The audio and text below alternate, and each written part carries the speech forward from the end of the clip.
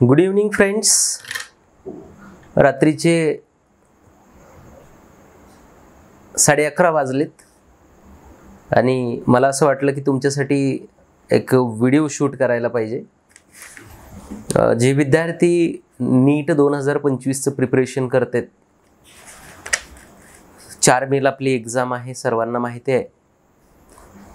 पण सध्या ज्या मॉक टेस्ट चालू आहेत त्या मॉक टेस्टमध्ये कशा प्रकारे अभ्यास केला पाहिजे हे बऱ्याचशा विद्यार्थ्यांना लक्षात येत नाही. ज्यावेळेस आपण चॅप्टर वाईज टेस्ट घेतो, युनिट वाईज टेस्ट घेतो, तर त्यावेळेस खूप छान अभ्यास करून विद्यार्थी येतात आणि एक्झाम देतात. व ज्यावेळेस मॉक टेस्ट चालू होतं त्यावेळेस बऱ्याच वेळेस विद्यार्थ्यांचा गोंधळ उडतो. तर एक छान प्लॅन मला सांगता येईल की अभ्यास नेमका या टायमिंगमध्ये कसा केला पाहिजे. तर सगळ्यात महत्त्वाचा पहिला पॉईंट मला सांगता येईल की बाळांनो, अभ्यास या टायमिंगमध्ये ॲटलिस्ट तुम्ही 12 ते 14 तास करणं गरजेचं आहे. ज्यांचं नीट क्रॅक करून MBBS जॉईन करण्याचं ड्रीम आहे त्यांना मिनिमम 12 ते 14 तास अभ्यास करणं सध्या आवश्यक आहे. हे सगळ्यात महत्त्वाची पहिली गोष्ट. आता समजा आपण कन्सिडर करू की तुम्ही दिवसातला 12 तास अभ्यास करताय, तर 12 तासामध्ये तुम्ही कम्प्लिटली बायो, फिजिक्स आणि केमिस्ट्रीला 4-4 तासामध्ये डिव्हाइड केलेलं पाहिजे. आता स्पेसिफिकली मी बायोचा टीचर आहे, तर मी बायोलॉजीला काय स्ट्रॅटेजी असली पाहिजे, तर मी असं म्हणेल की बाळांनो, डेली तुम्हाला बायोलॉजीचे 4 चॅप्टर कंप्लीट करायचे. टोटल आपल्याकडे 32 चॅप्टर आहेत. जर डेली तुम्ही 4 चॅप्टर कंप्लीट केले तर आपलं 8 दिवसामध्ये 1 रिव्हिजन होऊ शकतं आणि इथून पुढे आपले 2 बायोलॉजीचे खूप छान रिव्हिजन होऊ शकतात. रिव्हिजन करत असताना तुम्हाला मेन फोकस NCERT वर ठेवायचा आहे, 100% NCERT वर ठेवायचा आहे. आणि चॅप्टर रीड करत असताना वरचा अजिबात वाचू नका, कारण पेपर जर आपण पाहिला पेपर पॅटर्न, तर NCERTतली कुठली लाईन पेपरमध्ये उचलून टाकतील याचा अंदाज बांधणे खूप अवघड आहे. हे खूप महत्त्वाचं आहे, ते खूप महत्त्वाचं आहे. म्हणून त्याला रिवाईज करणं आणि काही पोर्शन सोडून देणं एकदम चुकीची मेथड आहे.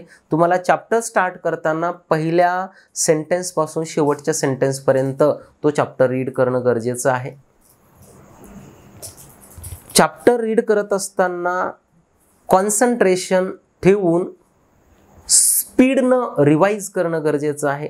तुमच्याकडे आता खूप एका चॅप्टरसाठी 2 तास देण्यासाठी नाही आहेत. हायेस्ट तुम्हाला एका तासामध्ये चॅप्टर कंप्लीट रिवाईज करणं गरजेचं आहे. त्यासाठी तुमच्या वाचण्यामध्ये स्पीड असली पाहिजे, हे खूप महत्त्वाचं आहे. आणि सगळ्यात महत्त्वाचं बाळांनो, तुमचा स्कोरिंग सब्जेक्ट हा बायोलॉजी असतो आणि शेवटच्या टायमिंगमध्ये तुम्हाला बायोलॉजीवर फोकस ठेवून अभ्यास करणं खूप गरजेचं आहे. ज्या विद्यार्थ्यांना 650+ मार्क क्रॉस करून ज्यांचं टार्गेट 700 आहे, त्या विद्यार्थ्यांना बायोलॉजीला आउट ऑफ मार्क घेणं गरजेचं आहे, लक्षात घ्या. आणि बायोलॉजीला आउट ऑफ मार्क कधी येऊ शकतात, तर बायोलॉजीला लेटेस्ट रिव्हिजन लागते, लक्षात ठेवायचं. म्हणजे तुम्हाला एक्झामला जाण्याच्या अगोदर ॲटलिस्ट तुम्ही मागच्या 2-3 दिवसामध्ये पूर्ण बायोलॉजी रिव्हाइज केलेलं पाहिजे आणि त्यावेळेस तुम्ही बायोलॉजीला आउट ऑफ मार्कपर्यंत पोहोचू शकता. हे खूप महत्त्वाची गोष्ट आहे. कॉन्फिडन्स कमी होऊ देऊ नका, पॉझिटिव्ह राहा. बरोबर आहे ना. हे खूप सोपी लढाई आहे. जीवनामध्ये याच्यापेक्षा खूप मोठे संकट येत असतात. बरोबर आहे. नेक्स्ट, फक्त ताण न घेता, स्ट्रेस न घेता असं आनंदात राहा, प्रसन्न राहा आणि अभ्यास करा. बरोबर आहे ना. प्रसन्न राहून अभ्यास केल्यानंतर एक माइंडमध्ये पॉझिटिव्ह एनर्जी जनरेट होईल आणि ती पॉझिटिव्ह एनर्जी तुम्हाला खूप अभ्यास करण्यासाठी प्रोत्साहित करेल, लक्षात घ्या. माइंड गेम आहे हा. बरोबर. अभ्यास तर प्रत्येकानं केला आहे. त्या 3 तासामध्ये ज्या विद्यार्थ्याचं माइंड कूल राहिलं आहे, स्टेबल राहून ज्यांना एक्झाम दिली आहे, तो डेफिनेटली इथं सक्सेस होतो, लक्षात घ्या. आणि ज्यांना हार्डवर्क केलं आहे वर्षभर, त्याला तर अजिबात घाबरण्याची गरज नाही. बरोबर. कारण त्याचे हार्डवर्क केलेलं हे कुणी नाही पाहिलं तरी देवाने पाहिलेलं असतं आणि तो 100% तुम्हाला सक्सेस बनवण्यासाठी तुम्हाला मदत करत असतो. बरोबर. हां, म्हणून खूप छान अभ्यास करा. शेवटच्या टायमिंगमध्ये अजिबात टाईम वेस्ट करू नका. स्वतःला ग्रेट बनवणारा टाईम आहे, स्वतःला मोठं बनवणारा टाईम आहे आणि तो स्वतःसाठीच यूज करा. दुसऱ्यासाठी अजिबात टाईम देऊ नका. बरोबर. शांत जेवढी झोप आवश्यक आहे तेवढी 6 तासाची झोप घ्या. त्यानंतर जेवणावर खूप चांगल्या प्रकारे 2 टाईम जेवण प्रॉपर करा आणि राहिलेला पूर्ण वेळ अभ्यास आणि एक्झाम्स या 2 गोष्टीमध्ये खर्च करा.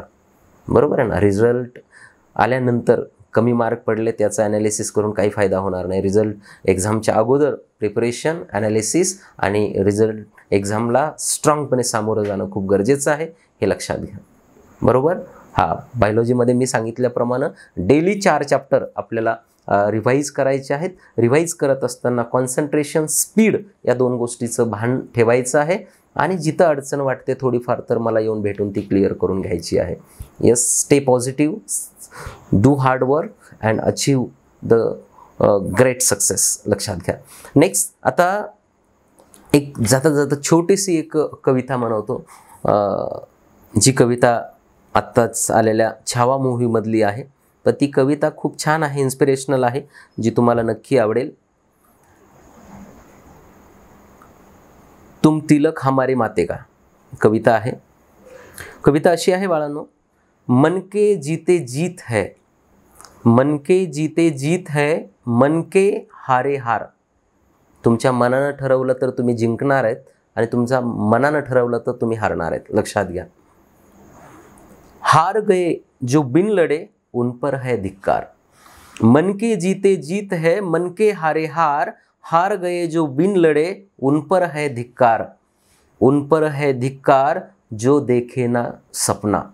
उन पर है धिक्कार जो देखे ना सपना. सपनों का अधिकार असल अधिकार है अपना. अपनों के खातिर करना है कुछ आज हमें. अपनों के खातिर कुछ, अपनों के खातिर करना है कुछ आज हमें. अजर अमर कर देना है स्वराज हमें. तू माटी का लाल है, तू माटी का लाल है, कोई कंकड़ या धूल नहीं.